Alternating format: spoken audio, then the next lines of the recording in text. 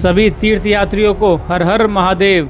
आज इस वीडियो में देखेंगे कि दिल्ली, जम्मू, पहलगाम और भारत की अन्य जगहों से अमरनाथ जी तक कैसे पहुँचे, यात्रा कैसे होती है, जम्मू में कहाँ रुके, सेना के कॉन्वॉय के साथ कैसे जाएं, हेल्थ सर्टिफिकेट, रजिस्ट्रेशन, परमिट और RFID कार्ड कहाँ और कैसे मिलेगा, बालटाल या पहलगाम कौन सा रास्ता सही रहेगा, खाने पीने और रुकने की क्या व्यवस्था है, कितना खर्चा आएगा, सस्ते में यात्रा कैसे होगी, जाने का सही समय क्या है, सामान कहाँ रखें, क्या करें जिससे यात्रा में कोई दिक्कत परेशानी ना हो और हम सुरक्षित घर वापस लौट आएँ।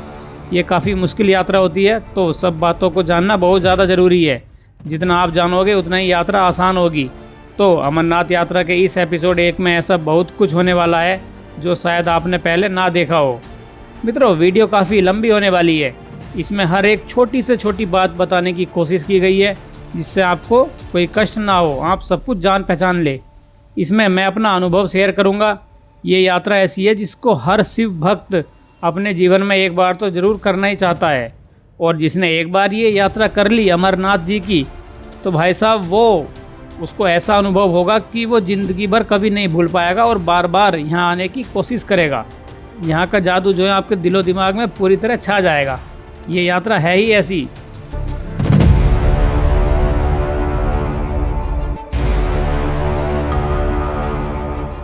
तो चले दिल्ली से शुरुआत करते हैं। भारत के हर राज्य या कहे कि केंद्र शासित प्रदेश से अमरनाथ जी तक कैसे पहुँचे ये बताना मुश्किल है। इसलिए भारत की राजधानी दिल्ली को एक कॉमन स्थान मान लेते हैं जहाँ से अमरनाथ पहुँचना है। अमरनाथ जी की यात्रा करने के कई चरण हैं। इसमें पहला है दिल्ली से जम्मू पहुँचना, लेकिन हम दिल्ली से अमरनाथ करीब 800 किलोमीटर तक डायरेक्ट नहीं पहुँच सकते। इसके लिए पहले दिल्ली से जम्मू तवी आना होगा, फिर जम्मू तवी से पहलगाम और लास्ट में पहलगाम से अमरनाथ। अगर आप कहीं दूर से आ रहे हैं तो फ़्लाइट पकड़कर जम्मू या श्रीनगर के एयरपोर्ट पर भी उतर सकते हैं, लेकिन हम कम बजट की बात करेंगे तो ट्रेन ही उसके लिए ज़्यादा बेहतर है। इसका एक फ़ायदा और है जो कि हम आपको आगे बताएंगे। दिल्ली से रोज़ाना जम्मू तवी रेलवे स्टेशन के लिए काफ़ी ट्रेनें चलती हैं, जिनमें 2 वंदे भारत भी हैं। इनमें AC चेयर कार का किराया 1335 से 1500 रुपये तक का है। इतने ज़्यादा रुपए हमें खर्च नहीं करने, बजट में यात्रा करनी है तो दूसरी ट्रेन ले लेते हैं। सबसे सस्ता किराया सेकंड सीटिंग 2S सीट का है 350 रुपये, लेकिन ये सीट जो है जनरल क्लास की तरह ही होती है। इसमें 9 घंटे लंबा सफ़र करने में जो है आपको थोड़ा अनकंफर्टेबल महसूस हो सकता है 2S में, इसलिए थोड़ी सी और महंगाई की तरफ हम बढ़ते हैं, मतलब इससे थोड़ा सा ऊपर की ओर। वो है स्लीपर सीट, जिसका किराया जो है अलग अलग ट्रेनों में अलग अलग है। जैसे ये 335 रुपये से शुरू हो जाता है और 540 रुपये तक है। इसमें आराम से लेट कर जाइए। अगर गर्मी में और आराम चाहिए तो फिर AC 3 टियर कोच में AC वाला आपको डिब्बा मिल जाएगा। इसके लगेंगे 910 से लेकर 1370 रुपये तक। बाकी और भी सीटें हैं, लेकिन उनमें रुपए काफ़ी ज़्यादा हैं, इसलिए हम 365 रुपये में स्लीपर सीट चुन लेते हैं। ट्रेन की टाइमिंग इस तरह से सेलेक्ट करें कि आप सुबह 6 बजे के आसपास तक जम्मू तवी रेलवे स्टेशन तक पहुंच जाए, क्योंकि भगवती नगर यात्री निवास जहां हमें रात को रुकना है उसका एंट्री गेट सुबह 8 से 9 बजे के बीच खुलता है। उससे पहले पहुंच जाओगे तो और ज़्यादा सही रहेगा। वहां पहुंचकर सिम, RFID कार्ड, हॉल और बस की बुकिंग आदि काफ़ी काम करने होते हैं, तो लेट पहुंचने पर कुछ चीज़ें मिस हो सकती हैं। मेरी दिल्ली से श्री शक्ति एक्सप्रेस 22461 ट्रेन थी, जो शाम 7:05 पर चलकर सुबह 3:40 पर जम्मू तवी पहुंचती है, यानी कि 8 घंटा 35 मिनट का हमारा सफ़र होने वाला था। ट्रेन चल दी। मन में बहुत ज़्यादा उत्सुकता थी कि पहली बार अमरनाथ जी के लिए मैं निकला हूँ। आज तक जिनको मैंने सिर्फ वीडियो में देखा था, 4 दिन बाद उनके दर्शन होंगे, ये सोचकर ही मैं आनंदित हो उठा। अमरनाथ पर जाने का मैं करीब 3 साल से इंतज़ार कर रहा था। पहले साल रजिस्ट्रेशन नहीं हो पाया, दूसरे साल में जाने की सोची तो लेट हो गए। पता चला कि हिम शिवलिंग पिघल गया। अब कहीं जाकर सब कुछ सही हुआ तो तीसरे वर्ष में वहाँ पर जा रहा हूँ। मेरी सीट 3A यानी कि AC 3 टियर की थी। मैं अपनी सीट पर गया और चादर ओढ़ कर लेट गया। मुझे ट्रेन में ऊपर की सीट अच्छी लगती है, क्योंकि इसमें बार बार डिस्टर्ब नहीं होता। बस सीट पकड़ो और लेट जाओ, कोई परेशान करने वाला नहीं आएगा। जैसे कि बीच की सीटों के साथ होता है ना, उसे हर वक्त आप खोल कर नहीं रख सकते दिन में, तो जो है बीच वाली सीट के भी जो पैसेंजर होते हैं वो भी नीचे बैठ जाते हैं, जिससे कि काफ़ी परेशानी होती है। इसलिए मैं हमेशा ऊपर की सीट और साइड ऊपर की सीट को ही चुनता हूँ। ट्रेन सुबह 4 बजे से पहले पहुँच चुकी थी, सही समय पर। ये जम्मू तवी रेलवे स्टेशन है। आने को तो देखिए आप जम्मू के उधमपुर या माता वैष्णो देवी स्टेशन तक भी आ सकते हैं, लेकिन वो यहाँ से काफ़ी दूर है, इसलिए कोई फ़ायदा नहीं है। आप जम्मू तवी पर ही उतरिए, क्योंकि यही मेन स्थान है जहाँ से कॉन्वॉय चलता है। जम्मू में एयरपोर्ट भी है जहाँ देश के बाकी हिस्सों से फ़्लाइटें आती हैं, लेकिन हमारा उद्देश्य कम बजट में यात्रा करवाना है तो ट्रेन से ही आए। इस जम्मू तवी रेलवे स्टेशन पर हमें 2 काम करने हैं। वो क्या है तो थोड़ी देर में आगे बात करेंगे। फ़िलहाल अगर आपके पास कोई सामान हो तो यहाँ क्लॉक रूम में रख सकते हैं, लेकिन यहाँ सामान ना रखकर यात्री निवास भगवती नगर में रखेंगे तो ज़्यादा ठीक रहेगा। सुबह के 4 बजे थे, अभी सूरज भी नहीं निकला था। प्लेटफॉर्म के बाहर नज़ारा कुछ इस तरह दिख रहा था। रेलवे स्टेशन के बाहर खाना खाने के लिए कुछ ढाबे हैं, साथ ही आर्मी स्टोर और ड्राई फ्रूट भी, उनकी भी दुकानें हैं। चूँकि अभी भगवती नगर यात्री निवास ओपन नहीं हुआ है, उसमें काफ़ी समय है, तो हमने क्या काम करा, अपना दूसरा चरण पूरा करते हैं, वो है सिम लेना। अगर आप जम्मू कश्मीर के बाहर किसी दूसरे राज्य या यूनियन टेरिटरी से आ रहे हैं तो जेके में जो है प्रीपेड सिम काम नहीं करते, पोस्टपेड चलते हैं। ऐसा सिर्फ यहीं नहीं, भारत के कई जगहों पर होता है जहाँ पर आपका प्रीपेड सिम काम नहीं करते। तो ये मत सोच लेना कि जम्मू कश्मीर है तो सिम इसलिए बंद हो जाएगा। सिर्फ प्रीपेड, प्री मतलब पहले और पेड यानी कि चुकाओ, पहले रुपए चुकाओ फिर बात होगी। जिस सिम पर बात करने या इंटरनेट चलाने से पहले रिचार्ज होता हो उसे प्रीपेड कहते हैं। ये मैंने आपको जनरल भाषा में बताया है एक आसानी से समझाने के लिए। और पोस्टपेड में पोस्ट का मतलब बाद और पेड का अर्थ है चुकाओ, यानी कि पहले बात कर लो फिर 1 महीना बाद टोटल बिल आएगा, उसको आपको भरना है, तो वो पोस्टपेड हो गया। जम्मू कश्मीर में बाहर का प्रीपेड सिम काम नहीं करता तो यहीं से प्रीपेड या पोस्टपेड कोई सा भी सिम आप ले सकते हैं। जियो और एयरटेल के नेटवर्क ठीक ठाक आते हैं। करीब 300 रुपये में 1 महीने के लिए 1.5 GB हमें यहाँ पर मिल गई। अगर यात्रा के बाद भी पोस्टपेड सिम जारी रखना चाहते हैं तो हर महीने 10 रुपये का रिचार्ज होता है। बाकी जैसे आप सेवा लोगे उसका बिल देना होगा। अगर बाद में यूज नहीं करना और बंद करना चाहते हैं तो प्रीपेड सिम ले लीजिए, वो कुछ महीने बाद अपना आप बंद हो जाएगा जब उसमें रिचार्ज ही नहीं कराओगे तो। मैंने रेलवे स्टेशन से सिम ले लिया।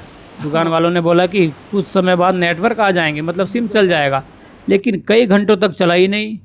मुझे फिर भगवती नगर से यहाँ दोबारा आना पड़ा और बताया कि भाई मेरा नंबर तो चला ही नहीं। पता चला कि उसने रिचार्ज ही नहीं किया। मेरे कहने पर उसने रिचार्ज करा और फिर सिम ऑन हो गया, मतलब नेटवर्क आ गए और वो चल गया, बात होने लगी। इसलिए आप काउंटर छोड़ने से पहले कंफर्म कर लीजिए कि रिचार्ज हुआ है या नहीं, या फिर अगर कुछ समय लगता है तो फिर दुकान वाले का जो है आप नंबर लेते आइए और सिम ना चलने पर किसी दूसरे व्यक्ति के फ़ोन से दुकान वाले को फ़ोन करके बोल सकते हैं कि भाई मेरा सिम अभी चालू नहीं हुआ है, इसको चलाओ, ताकि आपको दोबारा वहाँ ना जाना पड़े। सामने से चौथा चरण शुरू होगा जहाँ वेलकम श्री अमरनाथ जी यात्री लिखा है। ये टूरिस्ट रिसेप्शन सेंटर यानी कि TRC है, जहाँ से RFID यात्रा कार्ड मिलेगा। अब ये क्या होता है इसको हम आगे देखेंगे, फ़िलहाल इसे लेने के लिए लाइन में लग जाते हैं। लेकिन ये RFID कार्ड आपको तभी मिलेगा जब आपने यात्रा का रजिस्ट्रेशन करके परमिट लिया हो। ऑनलाइन परमिट लेने के लिए श्राइन बोर्ड की वेबसाइट jksasb.nic.in पर जाइए, वहाँ ऑनलाइन सर्विसेज पर क्लिक करेंगे। इसके बाद यात्रा परमिट रजिस्ट्रेशन पर क्लिक करके अगला पेज खुल जाएगा। उस पर दिशा निर्देश दिए गए हैं कि कैसे क्या करना है।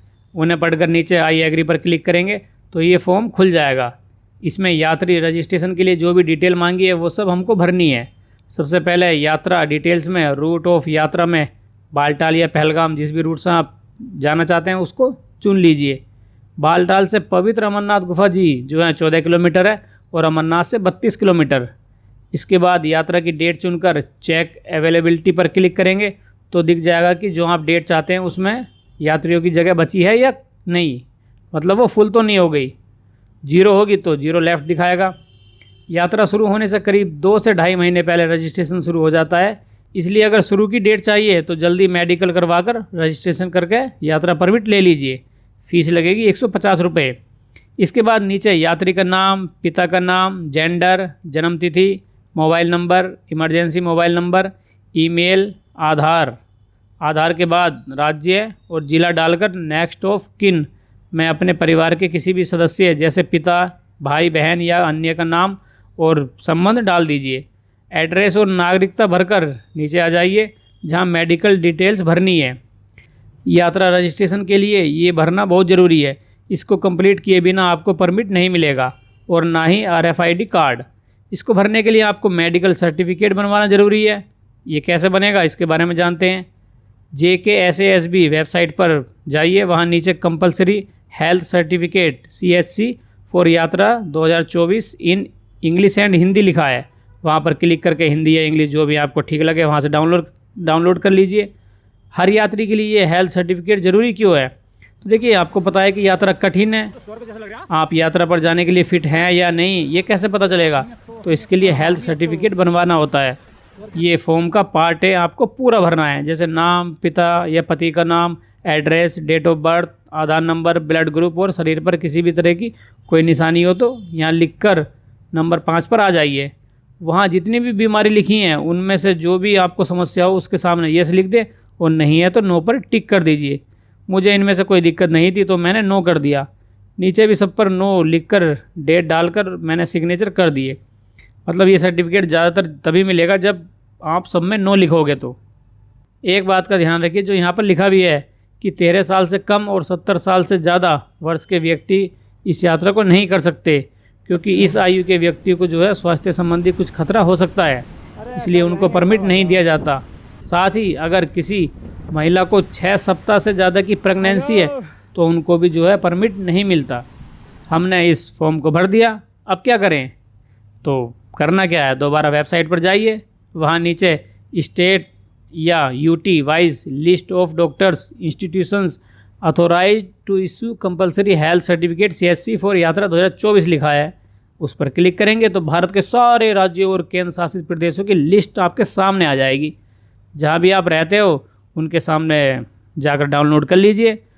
जैसे अगर दिल्ली में रहते हैं तो उसके सामने डाउनलोड करेंगे तो दिल्ली के सारे अस्पतालों की लिस्ट खुल जाएगी। यहाँ पर 67 हॉस्पिटल है जहाँ आप अमरनाथ के लिए हेल्थ सर्टिफिकेट बनवा सकते हैं, मतलब जांच करवा सकते हैं। इनमें पूरी डिटेल लिखी है, जैसे हॉस्पिटल का नाम, ईमेल ID, डॉक्टर का नाम, पद, registration number, contact number, nodal officer की ईमेल ID। कोई एक हॉस्पिटल चुन लीजिए जहाँ भी आपको जाना है, लेकिन वहाँ जाने से पहले यहाँ पर जो नंबर दिए हुए हैं ना लिस्ट में, उन पर कॉल करके पूछ लीजिए कि कौन सी डेट खाली है, और कुछ जो भी आपके मन में सवाल हो वो इनसे पूछ सकते हैं। इनमें से कुछ सरकारी हॉस्पिटल हैं तो कुछ प्राइवेट। सरकारी में शायद फ्री में हो जाता है, और सरकारी में जांच कराना चाहते हैं तो जल्दी कीजिएगा, वरना फिर बहुत बाद की डेट मिलेगी। अगर जल्दी चाहिए और भीड़ भाड़ से बचना है तो प्राइवेट हॉस्पिटल का भी ऑप्शन है, वहाँ इसके लिए कुछ फ़ीस लगती है। मैं भी जांच सरकारी हॉस्पिटल में कराना चाहता था, मैंने कॉल किया तो वो बोल रहे हैं कि भाई साहब 1 महीने तक हमारे पास कोई डेट नहीं है, सब जो है स्लॉट फुल है। तो इसलिए मुझे मजबूरी बस प्राइवेट हॉस्पिटल में जाना पड़ा। वहाँ उनकी फ़ीस 800 या फिर 1000 रुपये के आसपास थी। एक और बात, अगर आप मान लीजिए कि उत्तर प्रदेश से हैं तो ये ज़रूरी नहीं कि उत्तर प्रदेश के किसी हॉस्पिटल में जाकर जांच कराएं। आप कहीं से भी हों तो कहीं के भी हॉस्पिटल में जाकर आप अपनी जांच करवाकर परमिट बनवा सकते हैं। अपॉइंटमेंट फ़िक्स हो गई तो हॉस्पिटल पहुंच जाइए, वहाँ डायबिटीज़, BP, अस्थमा, ECG आदि कुछ जांचें होती हैं।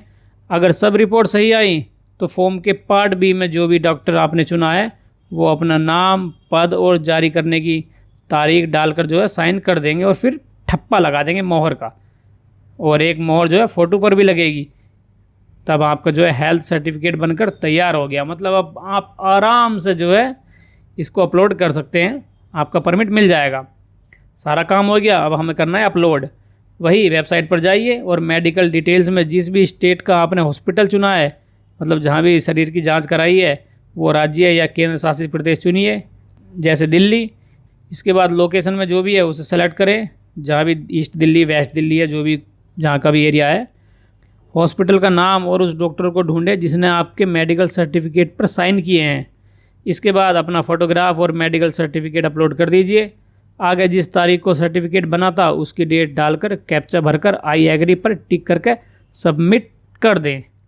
इसके बाद मोबाइल नंबर पर OTP आएगा, फिर क्लिक हेयर पर क्लिक करेंगे, यहाँ OTP और कैप्चा डालकर दोबारा सबमिट करना होगा। फिर वेबसाइट के होम पेज पर ऑनलाइन सर्विस पर जाकर वहाँ मेक पेमेंट या डाउनलोड परमिट पर क्लिक करेंगे। वहाँ यात्री एप्लीकेशन नंबर जो आपके मैसेज में आ जाएगा वो डालें, फिर मोबाइल नंबर डालकर make payment and download permit पर क्लिक करेंगे तो परमिट आपका डाउनलोड हो जाएगा। इस तरह ऑनलाइन का काम पूरा हो गया। तो आप बेफिक्र हो जाइए और भोलेनाथ जी को धन्यवाद कहकर आराम कीजिए। कुछ लोग होते हैं जो ऑनलाइन ना करा के ऑफलाइन रजिस्ट्रेशन कराते हैं, उनके बारे में ही बात कर लेते हैं। तो देखिए, ऑफलाइन रजिस्ट्रेशन के लिए आपको जब भैया इधर उधर जाने का काम है तो भाग दौड़ तो करनी होगी। आप जहां भी कराना चाहते हैं वहां राज्य के हिसाब से बैंक और ब्रांच चुनिए। ये सुविधा केवल जेके बैंक, पीएनबी, एसबीआई और यस बैंक में ही उपलब्ध है। इनमें ही फीस का भुगतान होगा। वहाँ application form, medical certificate, 6 photo, Aadhaar card लेकर पहुँच जाइए। बैंक में आपका रजिस्ट्रेशन हो जाएगा। अगर और ज़्यादा जानकारी चाहिए तो वेबसाइट पर लिखे नंबरों पर कॉल करके पूछ सकते हैं। बाकी सहायता के लिए हेल्प डेस्क भी यहाँ पर दी हुई है।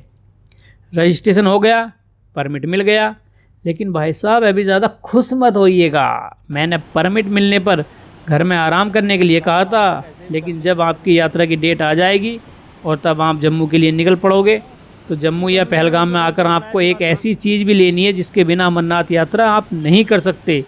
वो है RFID, जो यहाँ जम्मू तवी रेलवे स्टेशन पर मिल जाएगी और बाकी भी कुछ हिस्सों में मिल जाती है। इसके लिए आधार कार्ड और परमिट पास में रखें, लाइन में लग जाएं और नंबर आने पर दिखा दीजिए इनको। अभी सुबह का टाइम है इसलिए कुछ बंद है। काउंटर पर आधार ऑथेंटिकेशन और RFID कार्ड के लिए लिखा है। इनमें से किसी एक पर भी जाकर अपनी डिटेल दे दीजिए, RFID कार्ड आपको मिल जाएगा। इसके बाद बाहर आइए और कार्ड को क्या बोलते हैं इनको, भी ध्यान नहीं आ रहा मुझे, मतलब जो भी है इनमें जो है आप उठाइए और कार्ड को इनमें लगाकर गले में टांग लीजिए। ये कार्ड पूरी यात्रा में साथी बनकर आपकी रक्षा करेगा, इसलिए हर वक्त गले में टांगना ज़रूरी है। कार्ड जो है आप भगवती नगर, पहलगाम, बालटाल और अन्य स्थानों से भी ले सकते हैं, लेकिन हमारे पास समय था और भीड़ भी ज़्यादा नहीं थी तो यहीं से कार्ड और सिम ले लिया। आप चाहे तो आगे से भी ले सकते हैं, लेकिन काम जितनी जल्दी हो जाए उतना अच्छा है। फिर बेफिक्र हो जाते हैं क्योंकि आगे और भी बहुत काम करना है। आगे बढ़ें इससे पहले RFID कार्ड के बारे में थोड़ा जान लेते हैं ताकि इसकी गंभीरता को समझ सको। आपको तो पता ही है कि अमरनाथ यात्रा आसान नहीं है।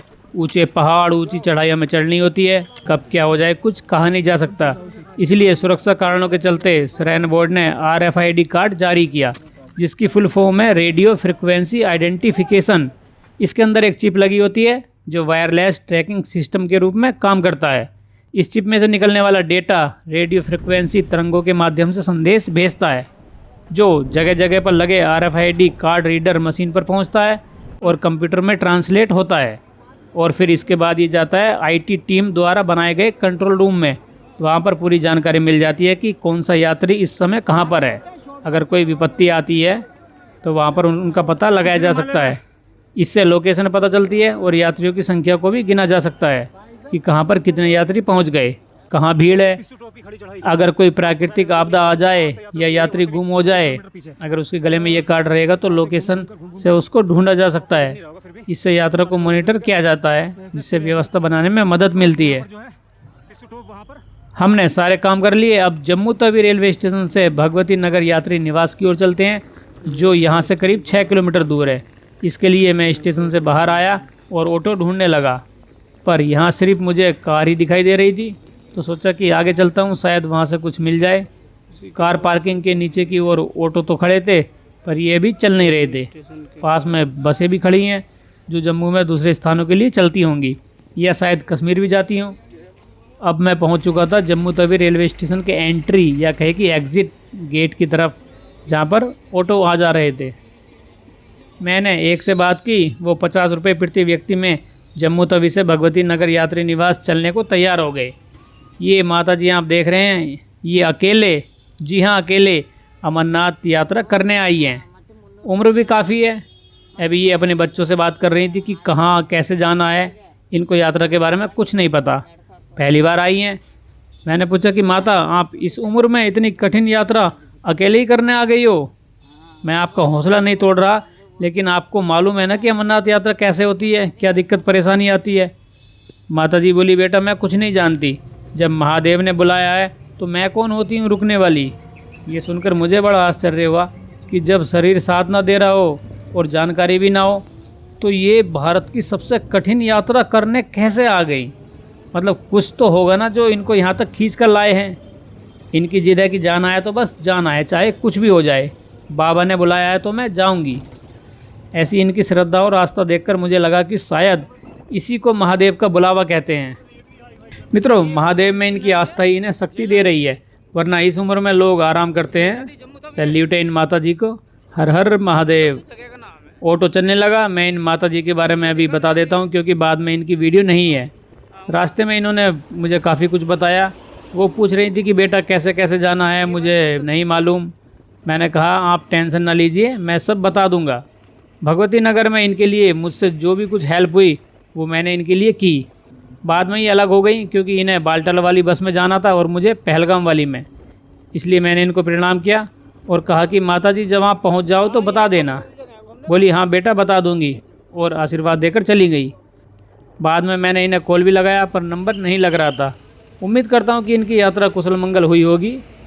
ऐसे ही यात्रा में कुछ सुखद अनुभव होते रहते हैं जो भगवान के प्रति भक्त का भक्तिभाव दिखाते हैं और हमेशा के लिए याद रह जाते हैं। अब हम पहुँच चुके हैं भगवती नगर यात्री निवास के पास। जब मैं यहाँ पहुँचा तो हल्की हल्की बारिश होने लगी थी। भगवती नगर की एंट्री 8:30 बजे शुरू होनी थी और मैं पहुँच गया था 6:30 बजे ही, यानी कि अभी 2 घंटे मेरे पास थे, तो इंतज़ार ही करना था। बारिश से बचने के लिए मैं पास में बने शिव मंदिर में पहुंच गया। यहाँ भंडारा भी चलता है, लेकिन अभी भंडारे का समय नहीं था। सुबह चाय बिस्किट और अन्य कुछ चीज़ें मिल रही थी। मुझे भूख नहीं थी, इसलिए कुछ नहीं खाया।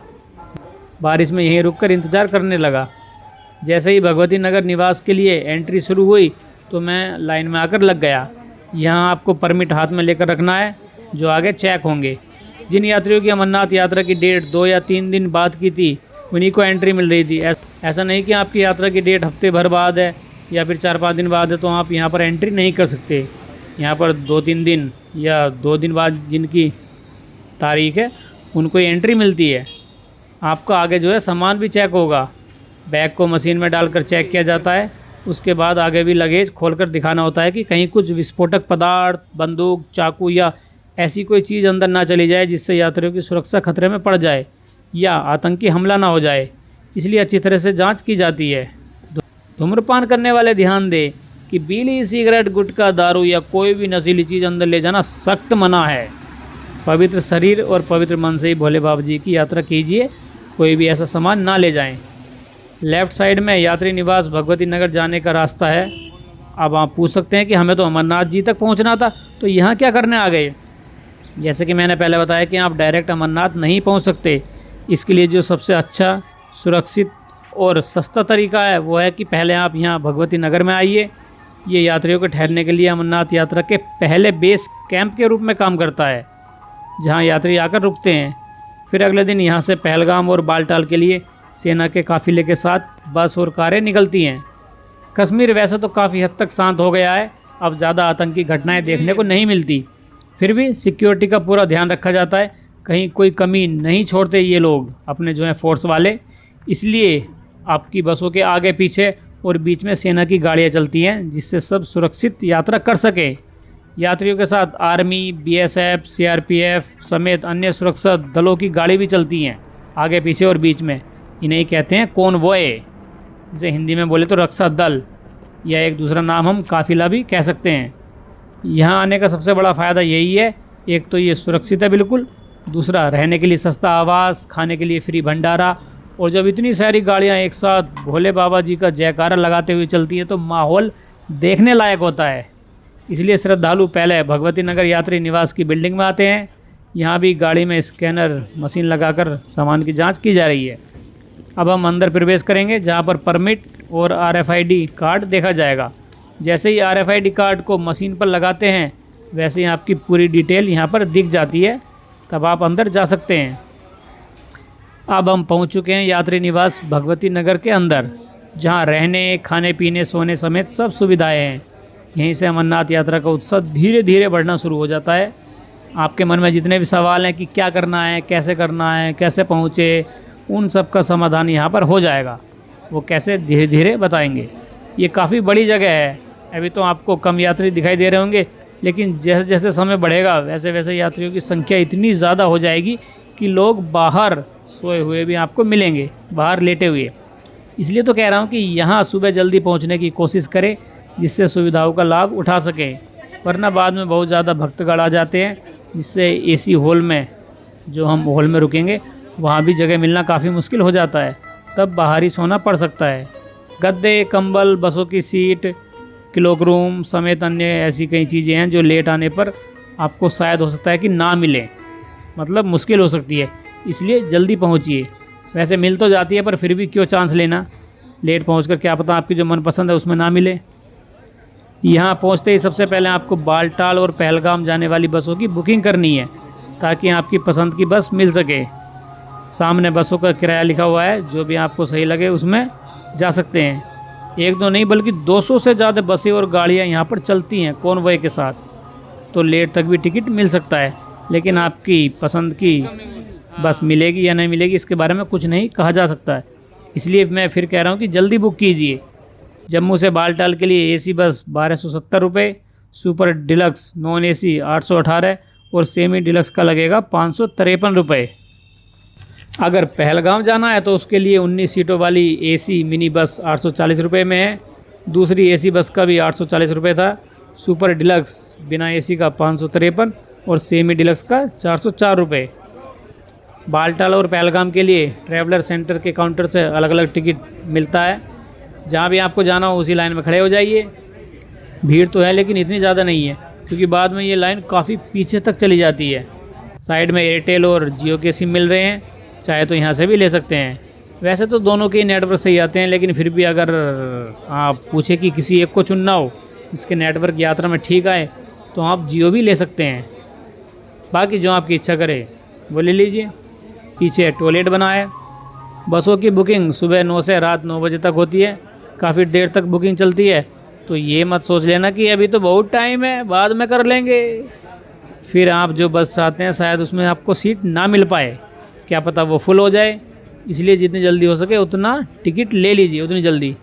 हम तो काउंटर खुलते ही 9:10 पर लाइन में लग गए थे और करीब 1 घंटे बाद हमारा नंबर आया। हम पहलगाम के लिए 19 सीट वाली मिनी एसी बस लेना चाहते थे, जिसका किराया 840 रुपये था। उसमें यात्रा काफ़ी आरामदायक हो जाती है।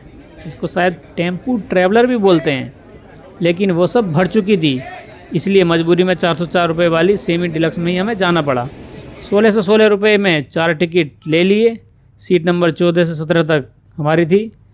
इसमें जो P3 लिखा है उसका मतलब है P फॉर पहलगाम और 3 मतलब कि 3 नंबर की बस। इसमें 1 बजे का समय लिखा है। अगर आपने बालटाल की टिकट ली है तो उसमें B लिखा हुआ रहता है। वैसे तो मैं अकेले अमरनाथ यात्रा करने निकला था, लेकिन भगवती नगर के बाहर बैठे हुए एक लड़के ने पूछा कि तेरी यात्रा की डेट कब की है। मैंने उसको बताया तो उसकी और मेरी डेट दोनों सेम थी। ऐसे ही उसने बातचीत शुरू की, फिर जो है वो भी साथ हो लिया। ये लड़का पश्चिम बंगाल से था। इसके बाद यहीं लाइन में खड़े हुए दिल्ली के एक व्यक्ति से जो है जान पहचान हुई। कुल मिलाकर हम 3 हो गए थे।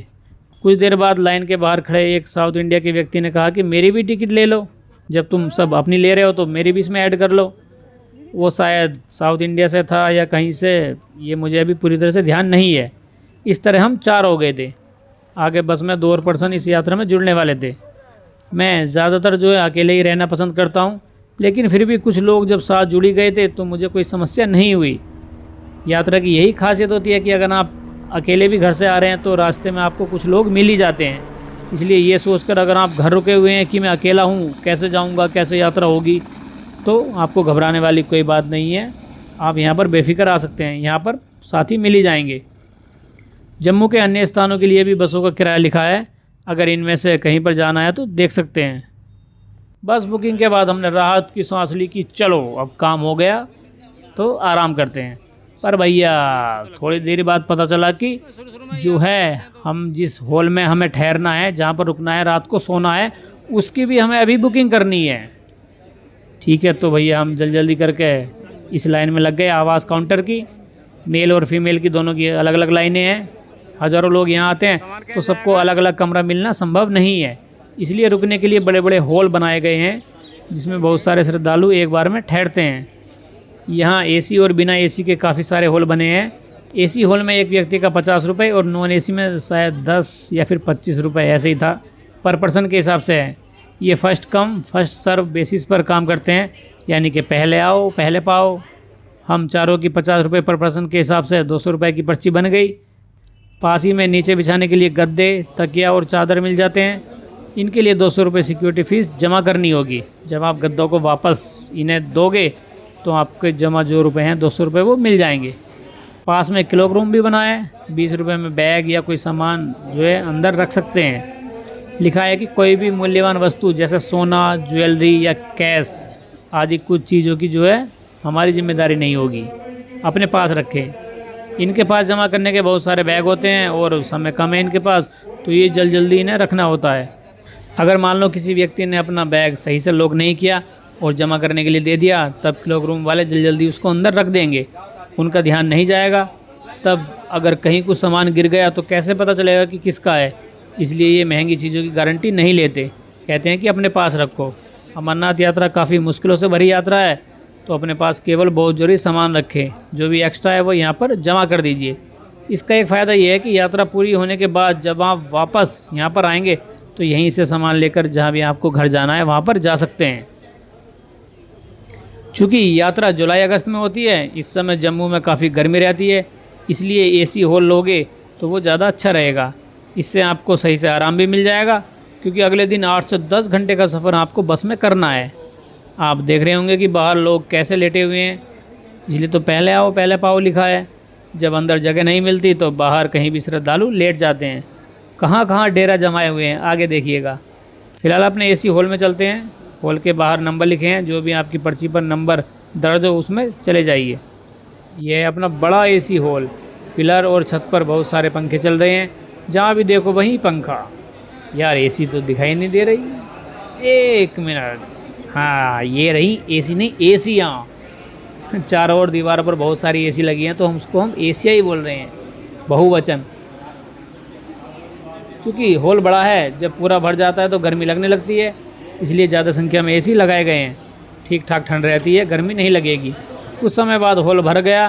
कुछ इस तरह से लोग ठिकाना जमाए हुए हैं। हमारे पश्चिम बंगाल और दिल्ली के 2 मेंबर तो ये रहे, आराम से बैठे हैं। तीसरे सो रहे हैं और चौथा तो मैं वीडियो बना ही रहा हूँ। लोगों का आना जाना लगा रहता है। अगर हॉल से बाहर जा रहे हैं तो पर्ची ज़रूर साथ रखिएगा, क्योंकि कभी कभी हॉल के बाहर खड़े व्यक्ति पूछ लेते हैं कि आपका पर्ची दिखाइए या फिर कहाँ जाना है। तो या तो फ़ोटो खींच लीजिए या फिर पर्ची जेब में रख लीजिए, जिससे आने जाने में कोई परेशानी ना हो। टॉयलेट हर फ्लोर पर बने हैं, ऐसी वैसी कोई नहीं, साफ़ सफाई वाले वॉशरूम हैं। अच्छी आपको साफ़ सफाई यहाँ पर देखने को मिलेगी। चार्जिंग के लिए गैलरी में कई जगह बोर्ड लगे हुए हैं, आप चार्ज कर सकते हैं। हॉल के अंदर भी चार्जिंग पॉइंट है। अगर एक से ज़्यादा डिवाइस हैं तो एक्सटेंशन बोर्ड, मतलब तार वाला जो बोर्ड आता है, उसमें कहीं प्लग लगते हैं, उसको ज़रूर लेकर आइएगा, ताकि एक समय में कई सारी चीज़ें चार्ज हो सकें। काफ़ी सारे यात्री होते हैं तो सब अपना मोबाइल प्लग में ठूस देते हैं, मतलब बोर्ड में, तो आपके लिए बोर्ड कोई खाली बचता नहीं। तब क्या करें, तब सिंगल अपना एक्सटेंशन एक लगा दीजिए प्लग में, और जब बाहर आएगा तो वो कई सारे पॉइंट उसके बन जाएंगे, तब वहाँ पर अपनी चीज़ें चार्ज के लिए लगा सकते हैं। यहाँ JKTDC Jammu Kashmir tourist development corporation के रूम भी हैं, लेकिन बहुत कम कमरे हैं तो मिलना बहुत मुश्किल है। फिर भी ट्राई कर सकते हैं, क्या पता मिल ही जाए। मिलेगा तो नहीं, फिर भी कोशिश कर लो। पर इनके रेट ज़्यादा हैं। जम्मू में अन्य लोकेशन पर भी रूम की जानकारी यहाँ पर लिखी हुई है। ऊपर से यात्री निवास कुछ ऐसा दिखता है। अभी तो श्रद्धालु कम है, बाद में ये संख्या बहुत ज़्यादा बढ़ने वाली है। जैसा कि पहले बताया कि भगवती नगर में यात्रियों की सुविधाओं का खास ध्यान रखा गया है। पूरा माहौल भक्तिमय रहे, भक्ति में झूमते रहें भक्त लोग, इसलिए भजन बजते रहते हैं। इस एरिया में काफ़ी कार्यक्रम होते हैं, जिससे यात्रियों को समय सही से बीते। यहाँ भी गद्दे डालकर लोग आराम कर रहे हैं। इसमें अलग अलग एक्टिविटी होती रहती हैं। अभी तो योग प्राणायाम चल रहा है, जिससे मन शांत हो जाए। योग के बाद अगले कार्यक्रम की तैयारियां हो रही हैं कि आगे क्या होने वाला है। मंच पर भजन के साथ भोलेनाथ रूपी युवक अपनी प्रस्तुति दे रहे हैं। सच में यहाँ आकर ऐसा वातावरण देखने को मिलेगा जिससे कि आपका मन खुश हो जाएगा। यहाँ आने का सबसे बड़ा फ़ायदा यही है कि बहुत कुछ देखने को मिलेगा। अगर आप डायरेक्ट पहुंचकर यात्रा शुरू कर दोगे या श्रीनगर से आओगे या फिर यहाँ नहीं आओगे तो ये सब देखने को नहीं मिलेगा। ये भी जो है अमरनाथ यात्रा का एक पार्ट है। यहीं से आप मान लीजिए कि यात्रा आपकी शुरू हो जाती है। यहाँ जो एक्सपीरियंस होगा वो आपके लिए हमेशा यादगार बना रहेगा। और अभी क्या, अभी तो जब सुबह को बसों का काफिला निकलेगा तो पूरी कश्मीर घाटी महादेव के जयकारों से गूंज उठेगी। हर तरफ हर हर महादेव जय शिव शंकर सुनाई देगा। तब ऐसा अनुभव होगा जो आज से पहले आपने कभी नहीं किया होगा। जो यहाँ आए हैं उन्हें पता होगा, लेकिन जो पहली बार आ रहे हैं या नहीं आए तो वो शायद दूर से ऐसा महसूस ना कर पाए वीडियो देखकर। यहाँ आकर ही इसको फील किया जा सकता है। चलिए अब यात्री निवास से बाहर निकल कर देखते हैं कि क्या हो रहा है। यहाँ बोर्ड लगे हैं कि जम्मू में क्या क्या देख सकते हैं। दोस्तों कश्मीर तो खूबसूरत है ही, लेकिन जम्मू भी किसी रूप से जो है कम नहीं है। इसकी भी अपनी खुद की खूबसूरती है। यहाँ भी कई ऐसे स्थान हैं जहाँ आप यात्रा कर सकते हैं। माता वैष्णो देवी का जम्मू के कटरा में जो मंदिर है वो तो पूरी दुनिया में प्रसिद्ध है, तो उनको तो अगर आपके पास समय है तो उनको भी देख सकते हैं। तो बोलो जय माता दी। ये यात्रा के वाहनों के लिए पार्किंग है जहाँ अपना वाहन खड़ा कर सकते हैं। उसी के साइड में कार, टेम्पो ट्रैवलर और बसें खड़ी हैं। ये सब कल को पहलगाम के लिए निकलेंगी। इन्हीं बसों में से हमें सफ़र करना है। ये बिल्कुल भगवती नगर के पास ही में है, ज़्यादा चलना भी नहीं पड़ेगा। बस कैसे मिलेगी, कैसे बैठना है, ये सब आगे देखेंगे। फ़िलहाल भूख लग रही है तो भंडारे की तरफ चलते हैं। पार्किंग के सामने ही अलग अलग राज्यों और यूनियन टेरिटरी के काफ़ी सारे भंडारे लगे हैं जिनमें फ्री में खाना मिलता है। ये सब भगवती नगर के बाहर हैं। अंदर भी भंडारे चलते हैं, जब रात में वहाँ जाएंगे तो आपको दिखा देंगे। अभी मेरे पास काफ़ी समय था तो सोचा कि यहाँ रुककर क्या करूँगा, इसलिए यात्री निवास से बाहर आ गया जिससे आसपास देख सकूँ। भगवती नगर यात्री निवास से बाहर निकलते समय एक बात का ध्यान ज़रूर रखें कि यहाँ जो सिक्योरिटी वाले होते हैं या जिन्हें चेकिंग के लिए लगाया जाता है या जो गेट पर खड़े रहते हैं, उनसे ज़रूर बोल देना कि सर मैं कुछ देर के लिए बाहर जा रहा हूँ, या ऐसा कुछ बताकर जाइए जो उन्हें याद रहे, या आपका कोई वैलिड रीज़न हो तो इनको बता दीजिए। क्योंकि अगर आप ऐसे ही बाहर निकल गए तो दोबारा से लाइन में आपको लगकर पूरी प्रक्रिया से गुजरना पड़ सकता है। हालांकि चेकिंग फिर भी करेंगे, लेकिन आप बोल दोगे तो ये रहेगा कि चलो कुछ समय के लिए बाहर गए थे ये तो अब वापस आ गए, तो कुछ छूट मिल जाएगी। इसके लिए आप क्या रख सकते हो, तो भगवती नगर में ठहरे हैं, इसके लिए हॉल की बुकिंग की पर्ची आप दिखा सकते हैं कि मैं जो हूँ अंदर ही हूँ, थोड़ी देर के लिए कुछ काम से बाहर गया था, ये देख लो मेरी पर्ची, मैं तो अंदर ही यहाँ पर ठहरा हुआ हूँ। या फिर बस की बुकिंग दिखा सकते हैं, या जो भी कुछ आपके पास हो वो सबूत के तौर पर दिखा दो कि मैं अंदर ही था, कुछ ही समय के लिए बाहर गया था, तो प्लीज़ मुझे दोबारा से अंदर जाने दीजिए। मैं इसलिए बोल रहा हूँ कि कुछ यात्रियों को ये परेशानी हुई थी जिन्हें अंदर दोबारा जाने में काफ़ी समय लगा था। मुझे पैदल घूमना पसंद है, ऐसे ही निकल जाता हूँ कई कई किलोमीटर दूर, और नई जगह पर तो और भी अच्छा लगता है। मैं करीब 1 घंटे से घूम रहा था और घूमता घूमता करीब 5.5 किलोमीटर दूर यहाँ आ पहुँचा। पता चला कि यहाँ भी 3 धाम बने हुए हैं। उनमें पहला है सरस्वती धाम, जहाँ पर भंडारा लगता है और क्लॉक रूम की सुविधा भी है। बाकी आगे जो हैं उनमें भी रहने, खाने पीने और RFID कार्ड की फैसिलिटी है। सरस्वती धाम से बिल्कुल आगे वैष्णवी धाम है। कुछ यात्री खड़े हुए हैं, यहाँ रुकने के लिए डॉर्मेट्री लिखा हुआ है, बेड 150 रुपये, AC डबल बेडरूम 1500 रुपये, AC स्यूट 2000 और AC डॉर्मेट्री 200 रुपये में मिलेंगे। क्लॉक रूम भी अवेलेबल है। इसके आगे कालिका धाम है, इनमें भी बाकियों की तरह रूम, भोजनालय और क्लॉक रूम मिल जाएंगे। ये तीनों धाम श्री माता वैष्णो देवी श्राइन बोर्ड के हैं। यहाँ से श्री माता वैष्णो देवी कटरा 46 किलोमीटर है। जब जम्मू तवी से कटरा के लिए ट्रेन नहीं चली थी तो शायद ये जो धाम है ये बेस कैंप के रूप में काम करते होंगे माता वैष्णो देवी जाने के लिए। शायद मन किया कि अभी समय है थोड़ा और घूमा जाए। चलते चलते यहाँ पुल पर आ पहुँचा। ये तवी नदी है जिससे कि यहीं का नाम आया है जम्मू तवी। जुलाई में मानसून का समय था तो पानी इस तरह का हो गया। शायद दूसरा पुल बनाने पर काम चल रहा होगा जो बीच में रुका हुआ है। ये नदी भारत से निकलकर पाकिस्तान के अवैध कब्जे वाले कश्मीर POK में जाती है।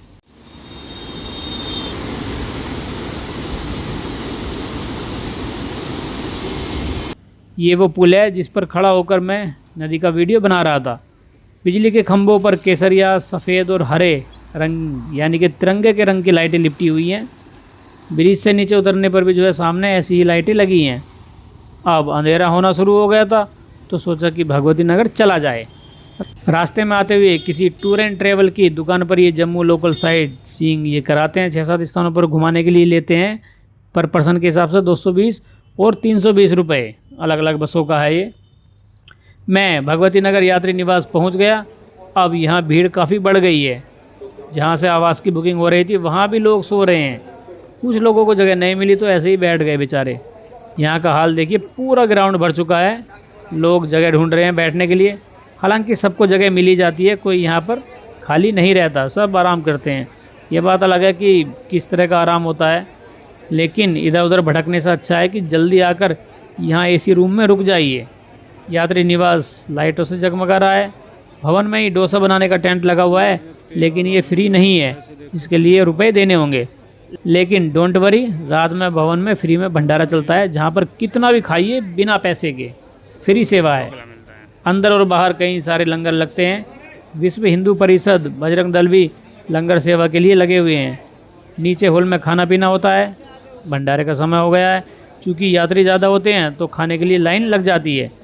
जैसे जैसे श्रद्धालु अंदर लंगर हॉल से लंगर खाकर निकलते हैं, वैसे वैसे बाहर खड़े व्यक्ति अंदर जाकर खाना खाते हैं। हर भंडारे में लिखा रहता है कि उतना ही ले जितना खा सके, क्योंकि ये काफ़ी मेहनत से अपना रुपया खर्च करके फ्री में खाना खिलाते हैं, बर्तन धोते हैं और बाकी सारी व्यवस्था करते हैं। तो सबको खाने की कदर करनी चाहिए। खाना बचेगा तो व्यर्थ जाएगा। आप चाहे तो खाकर अन्य व्यक्तियों को भी परोस सकते हैं। अब देखते हैं कि 2 मंजिला इस बिल्डिंग में क्या क्या और सुविधाएं हैं। शुरुआत में जम्मू कश्मीर बैंक का एटीएम है, लेकिन ये बात नोट कर लें कि अपने पास ज़्यादा से ज़्यादा कैश रखें, मतलब ऑनलाइन पेमेंट के भरोसे ना रहें, क्योंकि आगे जो है नेटवर्क नहीं रहेंगे कहीं कहीं जगह पर। कहीं कहीं क्या, अमरनाथ यात्रा में काफ़ी जगह नेटवर्क नहीं रहते, तो वहाँ पर आपको कैश की ज़रूरत बहुत ज़्यादा पड़ती है। तो पैसे निकाल कर पहले ही रख लें। अगर यहाँ नहीं है तो कहीं से जुगाड़ करके लाइए, या फिर जहाँ से आ रहे हैं वहीं से रुपए रख कर लाएँ। उसके आगे BSNL का ऑफिस और सुपर बाज़ार है, जहाँ बिस्किट, नमकीन, टूथपेस्ट, टूथब्रश और बाकी सामान दिख रहे हैं। यात्रा में क्या करना है क्या नहीं करना, कुछ दिशा निर्देश लिखे हैं। इनके बारे में विस्तार से एपिसोड 2 में बात करेंगे।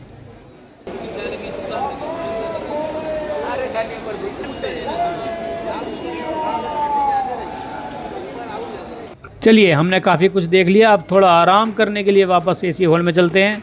मैं रात करीब 10:30 बजे यहाँ आकर लेट गया।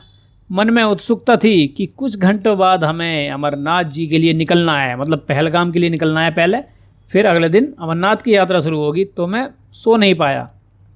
लेटे हुए आधा घंटा ही हुआ था, यानी कि 11 बजे थे करीब, तभी अनाउंस होने लगा, घोषणा होने लगी कि जो यात्री गद्दा जमा करवाना चाहते हैं वो करवा सकते हैं। ऐसा सुनकर ही हॉल में जो है भगदड़ मच गई। सब अपना कंबल तकिया और गद्दा उठाकर जमा करवाने के लिए जाने लगे। अब सवाल ये है कि बस की बुकिंग की पर्ची पर तो रात 1 बजे का समय लिखा था कि 1 बजे तक बस तक पहुंचना है, लेकिन मुझे पता था कि बस 2 बजे से पहले नहीं जाने वाली। लेकिन अभी तो 11 ही बजे थे, तो इतनी जल्दी ये गद्दा वापस क्यों करवा रहे हैं? तो देखिए, ऐसा होता है कि जब बहुत ज़्यादा यात्री होते हैं, सबसे गद्दा जमा करवाने में जो है समय लगता है, नीचे काफ़ी भीड़ हो जाती है, इसलिए ये काफ़ी समय पहले ही बोल देते हैं कि जिनको गद्दा जमा करवाना वो करवा सकते हैं। लेकिन चिंता मत कीजिए, वो जो बोला जा रहा है ना, यहाँ उन शब्दों पर ध्यान देंगे तो पता चलेगा कि ये कह रहे हैं कि जो गद्दा जमा करवाना चाहते हैं वो कराएं। ये नहीं बोला कि सब अभी गद्दा जमा कराओ। तो आप आराम से कुछ और देर के लिए यहाँ पर लेटे रहिए, अभी समय है। बाहर काफ़ी देर से तेज़ बारिश हो रही थी, लग रहा था कि बस निकल भी पाएगी या नहीं, या फिर अगर मौसम ख़राब हो गया तो फिर कैसे हमारी अमरनाथ यात्रा हो पाएगी। इस तरह से मन में जो है सवाल चल रहे थे कि पता नहीं कैसा होगी, यात्रा हो भी पाएगी या नहीं। सब अपना गद्दा लेकर जमा करवाने चले गए, लेकिन मैं अभी भी यहीं पर बैठा था। साथ वाले कहने लगे कि चलो भाई, सब चले गए, पूरा हॉल खाली हो गया, तुम क्यों यहाँ पर रुके हुए हो? मैंने कहा कि अभी बाद में चलेंगे। वो बार बार चलने को कह रहे थे, तो मैंने भी जो है हाँ कर दी कि चलो। मैं हॉल से रात 12:15 पर बैग उठाकर नीचे आने लगा, यानी कि जब गद्दा जमा करवाने की घोषणा हुई उससे लगभग 1 घंटा 15 मिनट बाद में नीचे आया। इस तरह मैंने अपना करीब 1 घंटा तो बचा ही लिया आराम करने के लिए। जब यहाँ गद्दे, तकिया और चादर जमा करने आए तो भीड़ ही नहीं थी, आराम से जमा कर दिए और 200 रुपये जो सिक्योरिटी दी थी वो भी वापस मिल गई। और अगर आप जब घोषणा हुई थी तभी आते यहाँ पर जमा करवाने, तो भाई साहब काफ़ी देर आपको नीचे लगना पड़ता। तो मैं तभी आया जब यहाँ पर भीड़ नहीं थी। लेकिन मित्रों, आप ज़्यादा लेट भी मत करना, कहीं बिल्कुल ही बेफिक्र मत हो जाइएगा कि हम बहुत आराम से जाएंगे। कहीं ऐसा ना हो कि हद से ज़्यादा लेट हो जाओ और बस निकल जाए। 2 बजे तक बस के पास ज़रूर पहुंच जाइएगा, क्योंकि बसों को ढूंढने में भी काफ़ी समय लगता है, इसलिए 2 बजे ध्यान रखें। रात 12 बजे हम भगवती नगर से बसों की ओर जाने के लिए निकल गए। बारिश अब थम चुकी थी, तो चैन की सांस ली कि चलो अब काफिला नहीं रुकेगा। भगवती नगर यात्री निवास को धन्यवाद बोलकर आगे बढ़ चला कि कभी बाद में फिर आएंगे। आपका धन्यवाद। ये कार पार्किंग है, आप यहाँ अपना वाहन लाकर भी कॉन्वॉय के साथ जा सकते हैं। इसके लिए सिक्योरिटी फोर्स के 2 टैग लगते हैं कि सुरक्षा के लिए हमने इस गाड़ी को चेक कर लिया है, ये इस बात का सबूत होता है। तब स्टिकर लगाए जाते हैं। हमें बस में जाना था, तो अपने टिकट को जो है पलटकर P3 को देखा। P3 मतलब जैसे पहले बताया कि पहलगाम जाने वाली बस नंबर 3। हमें उस बस को ढूंढकर उसमें बैठना था। अगर आपकी बालटाल की होगी तो उसमें B लिखा होगा। काफ़ी सारी बसें खड़ी थी। हम देखने लगे कि P3 कहाँ पर है। हमने काफ़ी ढूंढा लेकिन नहीं मिली, नहीं दिखाई दी। लोगों से ही पूछा कि P3 कहाँ खड़ी है। उन्होंने कहा कि पीछे है। हम वहाँ गए, इधर उधर और ढूंढा, लेकिन वो नहीं मिल रही थी। तब हम में से ही एक किसी साथी ने कहा हंसकर कि यार कोई बस इस नंबर की है भी या नहीं, कहीं ऐसा तो नहीं वो पहलगाम के लिए निकल गई हो और हमें यहाँ पर छोड़ गई हो। पर अभी कोई भी बस काफ़िले में नहीं निकली थी, तो वो जो है ऐसी हंसी मजाक कर रहे थे। साइड में और भी काफ़ी सारी बसें थी, वहाँ गए पर वहाँ भी नहीं दिखी। फिर तीसरे स्टैंड की तरफ गए। हम चारों मिलकर बस को ढूंढ रहे थे पर बस ही नहीं मिल रही थी। यहाँ श्रद्धालु उत्साहित होकर हनुमान जी, भोलेनाथ जी और राम जी के जयकारे लगा रहे थे।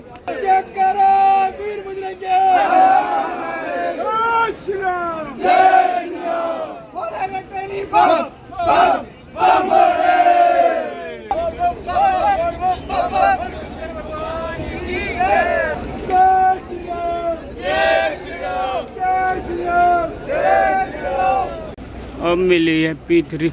करीब आधा घंटा ढूंढने के बाद आखिरकार P3 मिली गई। वो तो कहाँ जाकर खड़ी की है, अंधेरे में, बिल्कुल लास्ट में। कॉन्वॉय चलना शुरू हो गया। धीरे धीरे लाइन के हिसाब से बस और कारें निकलने लगी। कॉन्वॉय को हिंदी में कहते हैं रक्षक दल, मतलब किसी की रक्षा के लिए जो सैन्य दल या फौजी को साथ भेजा जाता है उसे कॉन्वॉय या काफिला कहते हैं। यात्रियों की सुरक्षा के लिए काफिले के आगे पीछे, बीच में और जो है ये पूरी तरह कवर करके चलते हैं अपनी भारतीय फोर्स, जैसे आर्मी, BSF, CRPF, ITBP सैनिकों के वाहन, ताकि किसी भी अनहोनी से निपटा जा सके। बसें धीरे धीरे रुककर आगे बढ़ रही थी, क्योंकि ये कोई साधारण कॉन्वॉय नहीं है। इसमें 200 से ज़्यादा गाड़ियाँ और 6000 से ज़्यादा यात्री सफ़र करते हैं। वाहन और यात्रियों की संख्या डिपेंड करेगी कि आप कब यात्रा कर रहे हैं। जैसा अगर यात्रा की शुरुआत में आ रहे हैं तो ज़्यादा वाहन और ज़्यादा यात्री मिलेंगे, और अगर लास्ट में आ रहे हैं तो ये संख्या काफ़ी कम हो जाएगी। हमें बस मिल गई थी, तो ये देखिए इस तरह से यात्री बैठे हुए हैं। हम भी यहाँ पर जाकर बैठ गए। एकदम फुल भरी हुई थी। इसमें एक तरफ 2 और दूसरी तरफ 3 सीटें हैं। मेरे पास 2 बैग थे, एक ऊपर रख दिया और दूसरा नीचे सीट के पास। नमो पार्वती पते हर शिव पार्वती जी के जयकारों के साथ हमारी बस सुबह करीब 3 बजे चलना शुरू हो गई। वैसे कॉन्वॉय तो 2 से 2:30 के बीच ही निकलना शुरू हो गया था, पर हमारा नंबर 3 बजे के आसपास आया और कॉन्वॉय में जाकर बस जुड़ गई।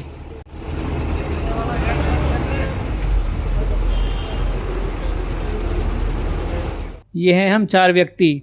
आगे 2 और मिलेंगे, लेकिन वो आगे की बात है। पूरे रास्ते पर भारतीय सेना के जवान खड़े रहते हैं, अपनी जान जोखिम में डालकर हमारी सुरक्षा में दिन रात ड्यूटी करते हैं। ये सिक्योरिटी फोर्स भक्त को भगवान से मिलाने का काम करते हैं। जैसे डॉक्टर होता है ना, उनको भगवान का दर्जा दिया जाता है, वैसे ही ये फौजी देश की रक्षा के लिए अपना सब कुछ बलिदान कर देते हैं। इसलिए इनको भी अगर भगवान का रूप कहा जाए तो ये अतिशयोक्ति नहीं होगी। इनके बिना ये यात्रा नहीं हो सकती और देश भी नहीं चल सकता। मैं इनको प्रणाम करके धन्यवाद देता हूँ कि इतनी विषम परिस्थितियों में ये हमारी खातिर खड़े हैं और बॉर्डर पर भी निगरानी रखे हुए हैं। जय हिंद। मित्रों, धारा 370 हटने से कश्मीर में बहुत ज़्यादा सुधार आया है। सेना ने आतंकियों की कमर तोड़कर रख दी। पहले जो आतंकी हमले, पत्थरबाजी और जुल्म होते थे आतंकियों द्वारा जनता पर या फिर फौजियों पर, वो अब ना के बराबर हो गए हैं। घाटी में हालात बहुत तेज़ी से सुधर रहे हैं। अगर आपको यकीन ना हो तो बता दूं कि 2019 में जब आर्टिकल 370 हटी थी, उससे पहले टूरिस्टों में कश्मीर जाने को लेकर काफ़ी डर बना रहता था। लेकिन धारा हटने के बाद सेना को टेररिस्टों मतलब आतंकवादियों के खिलाफ कड़ी कार्रवाई करने की खुली छूट दे दी गई। उसका परिणाम ये हुआ कि जहां पहले कुछ लाखों में लोग कश्मीर घूमने आते थे, अब ये संख्या जानकर आपके होश उड़ जाएंगे। जी हाँ, अब लाखों से ये संख्या करोड़ों में पहुंच गई है। थोड़े बहुत वो नहीं है, ये संख्या 2 करोड़ 11 लाख है। सोचकर देखो कि 2023 में इतने ज़्यादा टूरिस्ट कश्मीर घूमने आए, 2 करोड़ 11 लाख। और ये तो वो हैं कि जिनका रिकॉर्ड रखा हुआ है, मतलब ऑफिशियली हैं। अगर इनके अलावा भी देखें तो बहुत से जो हैं ऐसे व्यक्ति आते हैं घूमने जिनका रिकॉर्ड ही नहीं है, जिनको जो है काउंट करना मुश्किल है। तो देखिए इतनी ज़्यादा संख्या में आ रहे हैं कश्मीर घूमने लोग बाग। इससे पता चलता है कि लोगों में कश्मीर के बारे में जो डर था वो कम हुआ है, जिससे टूरिस्टों की संख्या में इतनी ज़्यादा बढ़ोतरी हुई है। आने वाले समय में कश्मीर के हालात और ज़्यादा सुधरेंगे। कश्मीर में दुनिया का सबसे ऊंचा आर्च ब्रिज बनकर तैयार हो गया है, जिसकी ऊंचाई 359 मीटर है। कुछ ही समय बाद दिल्ली, जम्मू और भारत के बाकी हिस्सों से ट्रेन द्वारा आप डायरेक्ट कश्मीर जा पाएंगे। उसके ऊपर भी मैं वीडियो लाऊंगा। कश्मीर में अगर अभी ट्रेन की करंट स्थिति के बारे में बात करें तो आप अमरनाथ तो पहुंच नहीं सकते ट्रेन से, लेकिन उसके थोड़ा बहुत पास तक आ सकते हैं जहां से यात्रा शुरू होती है। तो मैं आपको बता देता हूं कि वो किस तरह से। तो आप दिल्ली से जम्मू तवी आइए, जम्मू तवी के बाद संगलदान पहुंचिए। संगलदान से बारामुल्ला तक ट्रेन चलती है जो कि श्रीनगर होते हुए जाती है। श्रीनगर से पहले कुछ स्टेशन पहले पड़ता है अनंतनाग, वहाँ पर उतर जाइए। अनंतनाग से 50 किलोमीटर के आसपास जो है पहलगाम है, तो वहाँ पर भी आप पहुँच सकते हैं। ये जो है घूमने फिरने वालों के लिए है, लेकिन अगर आप अमरनाथ आ रहे हैं तो अभी भी जो है कॉन्वॉय के साथ ही आना बेहतर है। फिलहाल आप इन खूबसूरत नज़ारों को देखिए। बादल पहाड़ों से नीचे हैं। जम्मू के भगवती नगर से पहलगाम 337 किलोमीटर है। गूगल मैप के अनुसार करीब 7 घंटे लगते हैं, लेकिन हमारी बस भंडारे पर रुकती हुई जाती है तो करीब 9 घंटे लेती है। बालटाल 339 किलोमीटर है, जिसमें 11 घंटे के आसपास मानकर चलिए। ज़्यादातर सड़क की कंडीशन अच्छी है। ये इतना खूबसूरत सफ़र है कि आपकी निगाह रास्ते से नहीं हटेगी, बार बार बाहर देखने को मन करेगा। क्योंकि जब भारत में मानसून का समय होता है तब ये यात्रा होती है, इसलिए बारिश के चलते कभी कभी रास्ते ख़राब हो जाते हैं। अगर लैंडस्लाइड हो गई या रास्ता ख़राब हो गया तो कुछ देर के लिए या कुछ घंटे के लिए कॉन्वॉय रुक भी सकता है, लेकिन टेंशन वाली कोई बात नहीं है। जल्द से जल्द रास्ता साफ़ कर लिया जाता है। सुरक्षा को ध्यान में रखते हुए पूरे रास्ते को चेक किया जाता है। कॉन्वॉय की बसें धीमी हो गई। यहाँ बनियाल के आसपास बस भंडारे के लिए रुकती है, जिससे कि आप कुछ खा पी सकें। हम सुबह 3 बजे चले थे और अब 7 बज चुके हैं। 4 घंटे हमें हो चुके हैं निकले हुए, तो भूख लगना जो है जाहिर सी बात है। बनियाल के बाद जैसे ही बनियाल काजीकुंड सुरंग पार करते हैं तो हम कश्मीर में एंटर हो जाते हैं। सुरंग के पहले जम्मू है और उसके बाद कश्मीर। मैंने आपसे कहा था ना कि अगर कॉन्वॉय के साथ जाते हैं तो कोई कमी आपको नहीं होने वाली। चलिए अब हम नीचे उतरकर भंडारे की ओर चलते हैं और देखते हैं कि खाने में क्या क्या है। लेकिन जाने से पहले अपनी बस का नंबर ज़रूर याद कर लीजिए या फिर फ़ोटो खींच कर रख लें। बहुत सारी बसें खड़ी रहती हैं ना, तो अगर आप भंडारे में खाते खाते आगे निकल गए, स्वाद के लिए आपको अच्छा लगा कि भाई और आगे देखते हैं क्या है खाने के लिए, आप आगे निकल गए तो बस ढूंढना जो है फिर मुश्किल हो जाएगा। इसलिए बस नंबर याद रखें। अलग अलग राज्यों के काफ़ी सारे भंडारे लगे हैं, आप किसी में भी खा सकते हैं। ऐसा नहीं कि यूपी का है तो यूपी वाले खाएंगे, दिल्ली का है तो दिल्ली वाले खाएंगे, ऐसा कुछ नहीं है। आप कहीं के भी हों, किसी भी भंडारे में बेफिक्र होकर खाइए। पूरा जो है खुला दरबार है, ये पूरे मन से सेवा करते हैं। पूरी यात्रा में किसी भी जगह खाने पीने की कोई कमी नहीं होती, हर जगह लंगर मिल जाएगा।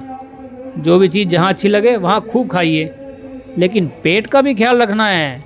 अभी और आगे जाना है तो ऐसा ना हो कि गले तक भरकर खा लें और बाद में उल्टी सीधी करते फिरें।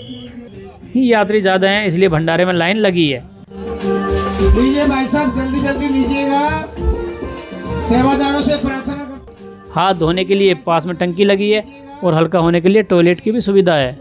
हमारे जवान आपका इंतजार कर रहे हैं और आपके ड्राइवर साहब भी आके। मैं सफ़र में ज़्यादा खाना नहीं खाता, इसलिए थोड़ी देर बाद ही नीचे बस के पास आ गया। 40 मिनट रुकने के बाद बस पहलगाम की ओर बढ़ चली। दूसरी साइड CRPF के ट्रक खड़े हैं जो रास्ते पर निगरानी बनाए हुए हैं। सब फोर्स मिलकर अपना योगदान देती हैं जिससे सब कुछ ठीक चले। नीचे नदी बह रही है। राइट साइड वाली सड़क पर आप वाहन देख रहे होंगे। बीच बीच में इन्हें कॉन्वॉय गुजारने के लिए रोका जाता है ताकि बसें जल्दी से निकल सकें। वाहन खड़े देखकर मुझे एक बात याद आई कि जब आप जम्मू में आएंगे तो बहुत सारे लोग ऐसे मिलेंगे जो कहेंगे कि हमारी शेयरिंग या प्राइवेट कार में आ जाइए, टैक्सी कर लीजिए, हमारी बस जा रही है, ये है वो है, जो भी कुछ है हम आपको जल्दी पहलगाम पहुंचा देंगे। जितना मुझे पता है और जो कुछ लोगों ने अपना एक्सपीरियंस बताया उसके आधार पर मैं कह रहा हूं कि आप इनके बहकावे में मत आइए। जो बस या कार कॉन्वॉय में चलती है उसी से जाइए। अगर जम्मू में बाहर सड़क से या कहीं से भी कोई कार टैक्सी पकड़कर पहलगाम पहुंचने की कोशिश करते हैं तो उसको जो है रास्ते में कई बार रोककर चेक किया जाता है। कॉन्वॉय को जाने के लिए अन्य गाड़ियों को रोका जाता है। अगर आप अलग से बिना कॉन्वॉय के शेयरिंग या प्राइवेट कार में जाते हैं जम्मू से तो आपको जो है समस्या आ सकती है। इससे आपका रुपया तो खर्च होगा ही होगा और काफ़ी समय भी बेकार चला जाएगा। हाँ, अगर अपनी प्राइवेट कार से आ रहे हैं तो एक काम कीजिए, भगवती नगर पहुँचिए, वहाँ से फोर्स वालों से बात करके स्टिकर लगवा लीजिए गाड़ी पे, तब आप कॉन्वॉय में जो है शामिल हो सकते हैं। लेकिन ऐसा नहीं कि जम्मू में कहीं से भी आपने कोई बस कार टैक्सी वगैरह पकड़ ली और वहीं से जाने लगे। बिना स्टिकर के आपको समस्या हो सकती है। उसके बाद भी आप आसानी से पहलगाम नहीं पहुंच पाओगे अगर बाहर कहीं से जाते हैं तो।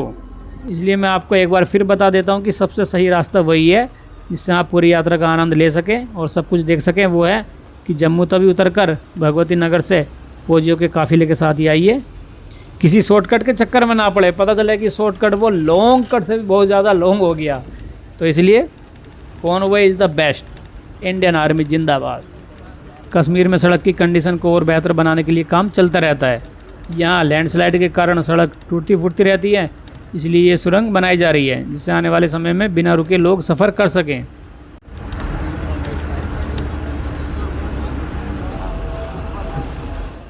अरे बस को छोड़कर हमारे ड्राइवर साहब कहाँ गायब हो गए? यात्री भी नहीं दिखाई दे रहे। अभी तो 9 ही बजे हैं, सब है कहाँ? अच्छा, यहाँ है सब। कुछ हुआ है क्या? अरे कुछ नहीं हुआ भाई जी, इसके पीछे भी भंडारा लगा था इसलिए बस रुकी थी। आगे टोल टैक्स है, चूँकि हमने पहले खाना खा लिया था तो अब आसपास घूमने लगे। फिर दिखी CRPF की ये बख्तरबंद गाड़ियाँ। मैंने इतने नज़दीक से पहली बार इस तरह की गाड़ियों को देखा है। एक अलग ही अनुभव हो रहा था तो कुछ फ़ोटो खिंचवा लिए। इन गाड़ियों के पास खड़े होने से जो है फौजी वाली फीलिंग आने लगी थी।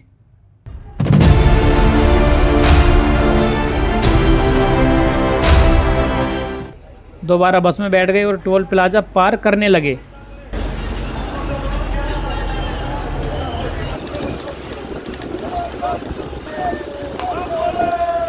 रास्ते के बीच बीच में यात्रियों का उत्साह बढ़ाने के लिए महादेव जी के नामों के जयकारों से कश्मीर घाटी गूंज उठती है।